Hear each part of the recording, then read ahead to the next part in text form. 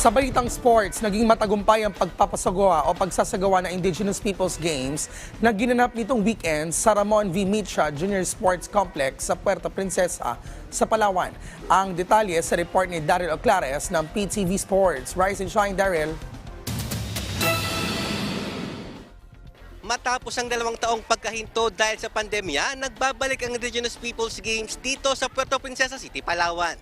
Sa pangunguna ng Philippine Sports Commission, National Commission on Indigenous Peoples at ng Provincial Government of Palawan, opisyal na binuksan ang IP Games na alinsunod sa Republic Act No. 8371 o ang Indigenous Peoples' Right Act of 2017.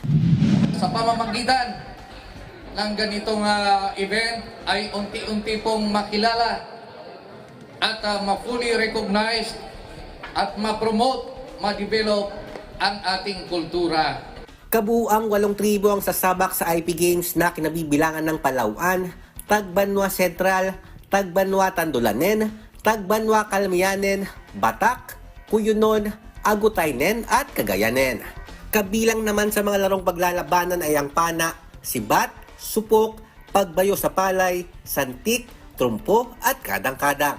Sa kanya namang mensahe, sinabi ni PSC Commissioner Matthew Fritz Gaston na bukod sa sports, layunin din ng IP Games na palakasin ang karapatan ng ating mga kababayang katutubo.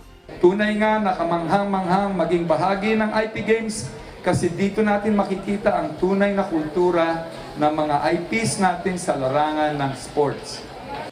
Bilang kinatawa naman ni Palawan Governor Victorino Dennis Socrates, nagpaabot ng pasasalamat si Provincial Legal Officer Attorney Joshua Bolusa sa muling pagsasagawa ng larong katutubo sa kanilang probinsya. Pasasalamat sa ating mga members ng commission. Salamat po sa pagpahalaga sa ating mga katutubo dito sa Palawan at napagtuunan ng pansin. Inaasahan naman na magpapatuloy ang pagsasagawa ng IP Games bilang bahagi ng pakikiisa ng PSC sa pagpapahalaga sa ating mga katutubo. Mula rito sa Puerto Princesa City, Palawan, Daryl Oclares, Rise and Shine, Pilipinas.